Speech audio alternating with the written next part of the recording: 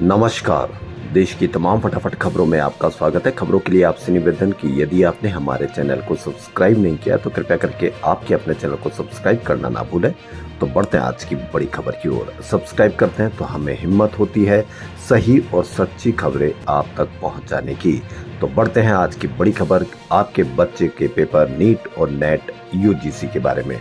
जी हाँ, नीट और net UGC exam विवाद पर राहुल गांधी ने आज पीएम नरेंद्र मोदी पर बड़ा हमला किया और कहा कि कुछ कारणों से नरेंद्र मोदी भारत में पेपर लीक नहीं रोक पा रहे या रोकना नहीं चाह रहे हैं।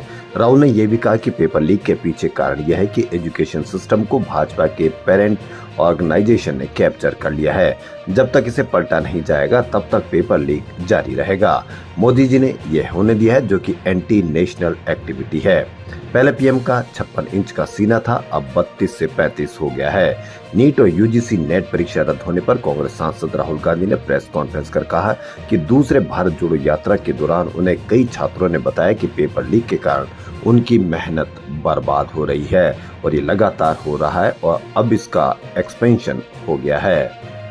ऐसा इसलिए हो रहा है क्योंकि हमारे सभी संस्थानों पर कब्जा कर लिया गया है। हमारे कुलपतियों को योग्यता के आधार पर नहीं रखा जाता, बल्कि इसलिए रखा जाता है क्योंकि वह एक खास संगठन से जुड़े हुए हैं। नीट पेपर लीक मामले में दिल्ली से पटना तक संग्राम छिड़ा है। हर दिन इस मामले पर नए नए खुलासे हो रहे हैं। अब इस मामले में 4 आरोपियों के कबूलनामे सामने आए। इसी बीच केंद्रीय शिक्षा मंत्रालय ने पटना में नीट में कथित अनियमितताओं के संबंध में बिहार पुलिस की आर्थिक अपराध इकाई से भी रिपोर्ट तलब की है। इस मामले के आरोपी अनुराग यादव ने अपने कबूलनामे में क्या क्या खुलासे किए, जिसकी पेश है। मुझे जिस जगह पर छोड़ा गया था वहां पर नीट के परीक्षा का प्रश्न पत्र और उत्तर पुस्तिका दिया गया, जहां रात में परीक्षा में आने वाले सवालों की तैयारियां कराई गई। मेरा सेंटर डीवाई पाटिल स्कूल में था और मैं स्कूल में परीक्षा देने गया तो जो प्रश्न पत्र पूरी तरह से रटवाया गया था, मुझे परीक्षा में वही सवाल मिले।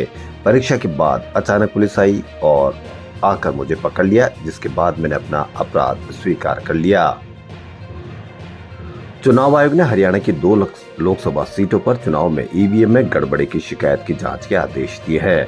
इनमें करनाल और फरीदाबाद सीट शामिल है। अब इनकी ईवीएम चेक कराई जाएगी।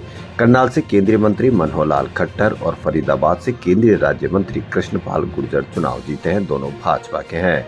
इन दोनों सीटों पर कांग्रेस उम्मीदवारों की ओर से चुनाव के दौरान गड़बड़ी की आशंका जताई गई थी।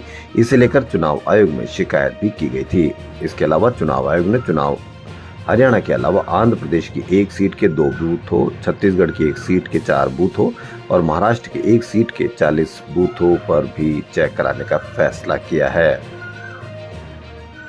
टीम इंडिया आज अपना पहला सुपर 8 मैच अफगानिस्तान से खेलेगी। T20 वर्ल्ड कप में टीम इंडिया अब तक अजय है, जबकि अफगानिस्तान पिछला मुकाबला वेस्ट इंडीज से हार चुकी है। लेकिन इस मुकाबले के रोमांचक होने की संभावनाएं बहुत ज्यादा है। वजह इसी साल 17 जनवरी को खेला गया अफगानिस्तान के भारतीय दौरे का तीसरा मैच। ये T20 इंटरनेशनल में दोनों टीमों की पिछली भिड़ंत थी। बेंगलुरु में मुकाबले का नतीजा 2 सुपर ओवर के बाद निकला था। तब T20 इंटरनेशनल के इतिहास में पहली बार 2 सुपर ओवर हुए थे।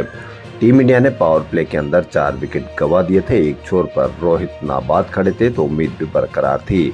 पावर प्ले के बाद भारतीय टीम ने कोई विकेट नहीं गंवाया। दिल्ली शराब नीति केस में गिरफ्तार हुए अरविंद केजरीवाल की जमानत याचिका पर राउज एवेन्यू कोर्ट में आज लगातार दूसरे दिन सुनवाई हुई। जज ने वेकेशन बेंच ने ईडी और केजरीवाल की दलीलें सुनने के बाद फैसला सुरक्षित रख लिया है। ईडी की ओर से पेश हुए additional solicitor general SV Raju ने कहा कि ईडी ने हवा में जांच नहीं की। केजरीवाल के खिलाफ पुख्ता सबूत है, उन्हें बेल नहीं मिलनी चाहिए।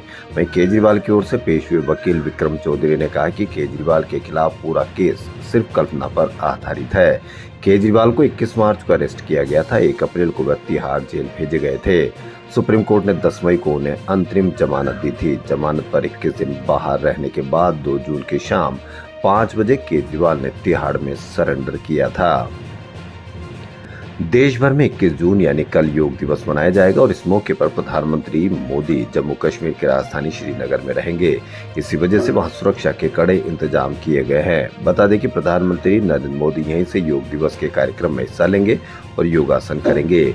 पीएम मोदी श्रीनगर के तकनीकी हवाई अड्डे से बादामी बाग तक हेलीकॉप्टर से जाएंगे। इसके बाद वे राजभवन जाएंगे और फिर वहां से सड़क मार्ग के जरिए जाएंगे। अधिकारी ने बताया कि सुरक्षा के लिहाज से पूरे क्षेत्र को रेड जोन घोषित कर दिया गया है, क्योंकि वहां किसी भी तरह की आवाजाही की अनुमति अब नहीं होगी। पीएम मोदी के दौरे को देखते हुए राजभवन और SKICC दोनों स्थानों को SPG द्वारा सुरक्षित किया गया है। पहले नीट की परीक्षा और अब नेट UGC की परीक्षा रद्द होने पर कांग्रेस छात्र संगठन यानी NSUI के कार्यकर्ताओं ने गुरुवार को शिक्षा मंत्री धर्मेंद्र प्रधान के घर बाहर जाकर जमकर प्रदर्शन किया। इस दौरान NSUI के राष्ट्रीय अध्यक्ष वरुण चौधरी ने अन्य छात्र नेताओं के साथ मिलकर 500 रुपए के नकली नोट हवा में उछाले। प्रदर्शन के बाद NSU नेताओं ने और कार्यकर्ताओं ने पुलिस ने हिरासत में लिया और विरोध प्रदर्शन के दौरान NSUI के राष्ट्रीय अध्यक्ष वरुण चौधरी ने शिक्षा मंत्री पर घोटाले में शामिल होने का आरोप लगाया। उन्होंने कहा कि धर्मेंद्र प्रधान के कार्यों से स्पष्ट है कि उन्होंने इस घोटाले में पैसे लिए हैं।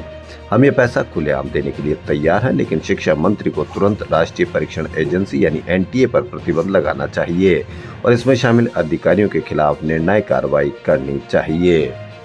छात्रों और जनता के बीच विश्वास बहाल करने के लिए सभी जिम्मेदार पक्षों को जवाबदेह ठहराने का आग्रह किया। अब देखना यह है कि 24 लाख विद्यार्थियों के साथ किस तरह से न्याय होता है।